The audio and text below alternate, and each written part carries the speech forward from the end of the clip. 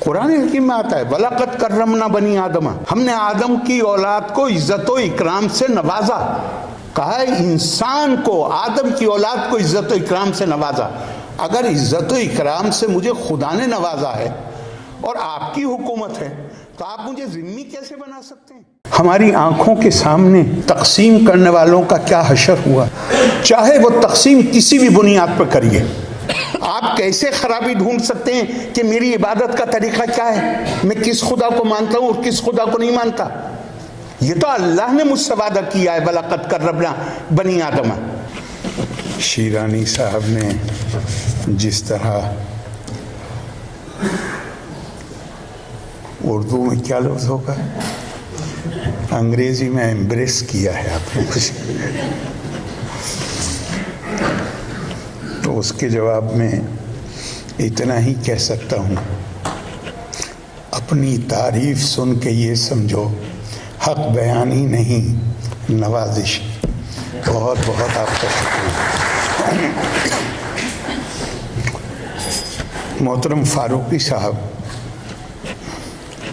جنہوں نے تلاوت فرمائی، اس قدر خوبصورت آیت ہے قرآن حکیم کی، بلکہ اگر یہ کہیں کہ اسلام بحیثیت دین سارا زور ہی، بلکہ وحی کی ابتدا ہی شروع ہوتی ہے پڑھو. وَيُعَلِّمُهُمُ الْكِتَابَ وَالْحِكْمَةَ وَيُزَكِّيهِمْ. The prophetic mission according to Quran is, the mission of the prophet is to give instruction in the book, knowledge, wisdom, and to sanctify us. sanctify کا مطلب کیا ہے؟ یزکا کا مطلب کیا ہے؟ یزکا کا مطلب یہ نہیں ہے کہ پانی پہ دم کر کے اور 4 چھینٹے مار دیجئے. یزکا کا مطلب ہے، سینکٹیفائی کرنے کا جو مطلب ہوتا ہے وہ ہوتا ہے کہ علم کے بعد علم اگر حکمت کی طرف لے جاتا ہے اور حکمت انسان کے اندر وہ استطاعت پیدا کرتی ہے کہ جہاں وہ صرف کالے اور سفید میں ہی تمیز نہ کر سکے، بلکہ کالے اور سفید کی جو مختلف شیڈز ہیں، یعنی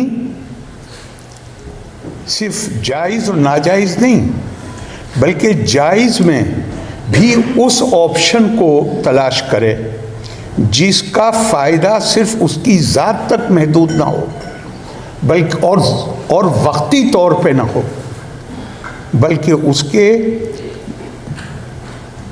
دیر پا ہو اور زیادہ سے زیادہ لوگوں کو اس کا فائدہ پہنچے. تو بظاہر تو آیت کے الفاظ جیسا محترم فاروقی صاحب نے بتایا، یوت الحکمت من یشاء، یوت الحکمت فقط اوتی خیرا کثیرا الا یذکر وما یذکر الا اولو الالباب، کہ اللہ جس کو چاہتے ہیں وہ حکمت دیتے ہیں. لیکن قرآن کا ذرا تھوڑا گہرائی سے مطالعہ کرنے سے پتہ چلتا ہے کہ اللہ تعالیٰ اپنی طاقتوں کا استعمال آربیٹریری ڈھنگ سے نہیں کرتے کہ آپ کی شکل پسند ہے اور میری شکل پسند نہیں ہے، آپ کو دے دیا اور مجھے نہیں دیا. یہ اللہ کا طریقہ نہیں. وَلَن تَجِدَ لِسُنَّتِ اللَّهِ تَبْدِيلًا، اللہ کے طریقے بدلتے نہیں. دنیا اور آخرت کی کامرانی کامیابی اس کے طریقے بتائے ہوئے ہیں. جو اس طریقے جو اس کا اتباع کرے گا وہ اس کو یقینی طور پہ، چونکہ وہ وعدہ ہے اللہ کا، اگر وہ قدسی وعدہ ہے تو اس کو پورا ہونا ہی ہے. لیکن اس کو کانٹیکسٹ میں دیکھنا پڑے گا. میرے نزدیک یہ آیت بھی اتنی ہی اہمیت کی حامل ہے. ولن تجد لسنت اللہ تبدیلا. ہمارے دعائیں مانگنے سے کسی کی توپوں میں کیڑے نہیں پڑتے ہیں، ہم چاہے جتنی دعائیں مانگیں، کیونکہ اگر وہ دوسرے تقاضوں کو پورا کر رہے ہیں تو اللہ تعالیٰ کو اس قدرت کے، آپ جو بھی نام استعمال کر، نظام فطرت، نظام قدرت ان اصولوں کے مطابق کام کرتا ہے. میں اشاروں میں آپ سے کہوں گا، زیادہ تفصیل میں نہیں جاؤں گا. میں صحیفہ اسکرپچر کسی کتاب کو تبھی کہتے ہیں کہ جب آپ 1000 بار پڑھنے کے بعد اگر 1001ویں دفعہ پڑھیں تو آپ کو اس میں نئے معنی نظر آتے ہیں، تبھی وہ کتاب صحیفے کا درجہ اختیار کرتی ہے. میں ابھی حال میں ایک دن دیکھ رہا تھا اور میں تھوڑی دیر کے لیے بالکل جیسے کہتے ہیں آدمی مبہوت ہو کے رہ جائے، میں وہ ہو گیا. قرآن حکیم میں آتا ہے قُلْ إِنِّي أَنَا النَّذِيرُ الْمُبِينُ، کہہ دیجئے کہ میں تو صرف آگاہی دینے والا ہوں اس عذاب کی. اب اس عذاب کی وہ قرآن کا اسٹائل ہے، وہ آپ کو بریکٹ میں کرنا پڑے گا اگلی آیت سے ملا کے. کما انزلنا علی المختصمین، ماضی میں جو عذاب ان کے اوپر آیا ہے جو لوگوں کو بانٹتے تھے. مختصمین، کسی بھی بنیاد پر جو بنی نوع انسانی کی تقسیم کریں، میں اس عذاب کی آگاہی دے آیا ہوں تمہیں.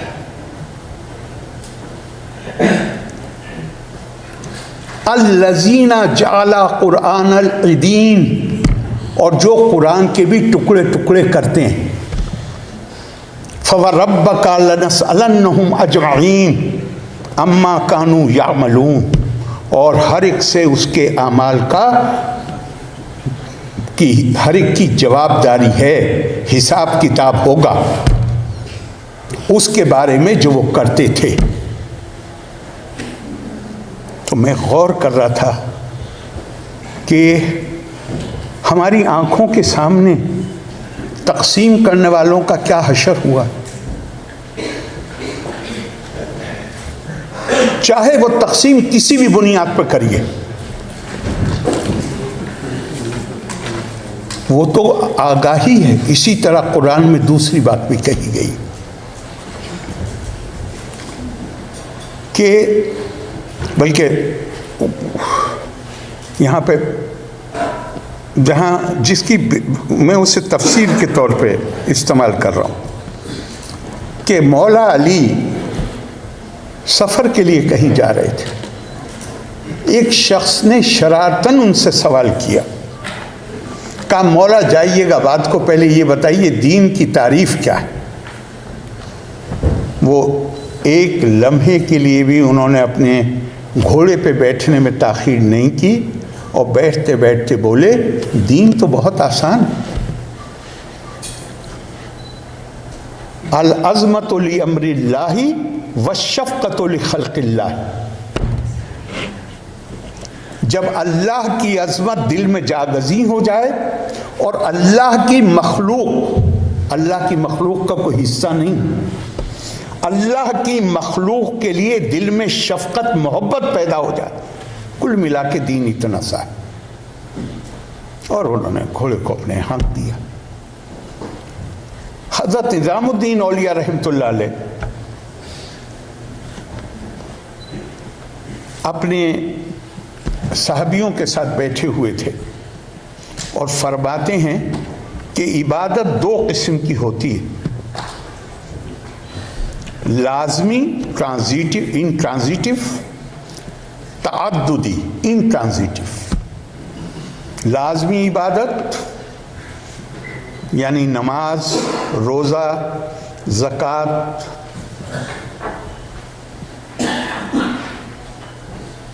اس کا فائدہ یہ حضرت نظام الدین اولیاء رحمۃ اللہ علیہ کے ملفوظات میں ہے، کہا اس کا فائدہ جو شخص اس فرض کی ادائیگی کرے گا اس کو خود کو ملتا ہے، لیکن اس سے الگ ایک دوسری عبادت ہے جس کو انہوں نے نام دیا ٹرانزیٹو، تعددی۔ یہ وہ عبادت ہے جس کا فائدہ کرنے والے کی ذات کو نہیں بلکہ اس کا فائدہ دوسروں کو پہنچتا ہے۔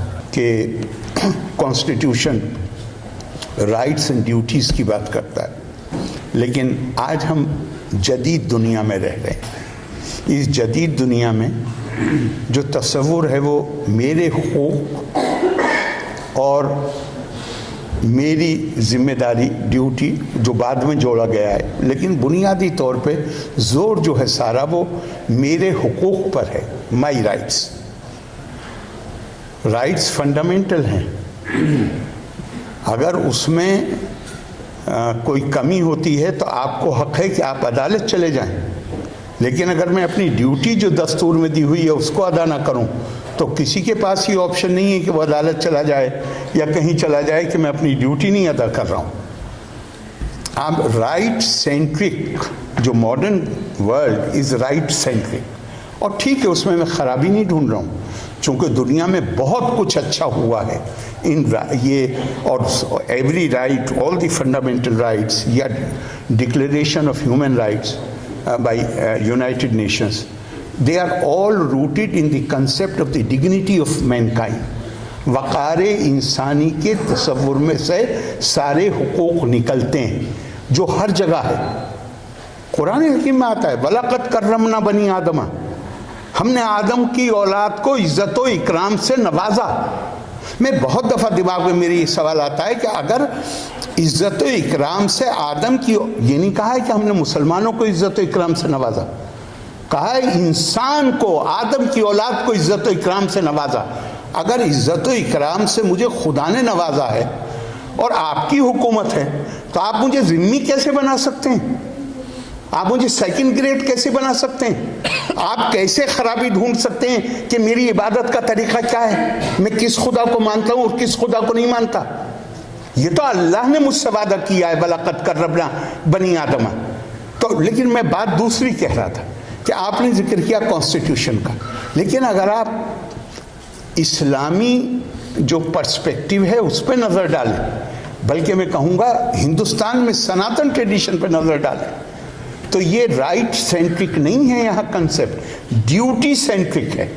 یہاں پہ الحقوق و فرائض کی جو بات کی گئی وہ بھی یہ ہے کہ میرا یہ فرض آپ کے تئیں ہے، آپ کا یہ حق میرے اوپر ہے۔ میرا حق اور میری ڈیوٹی، یہ ٹرمینالوجی استعمال نہیں ہوئی ہے۔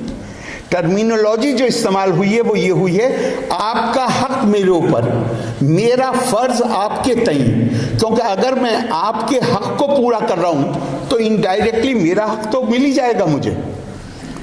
تو ایک جو بنیادی طور پر جو مذہبی تعلیمات ہیں اس کا مقصد کیا ہے؟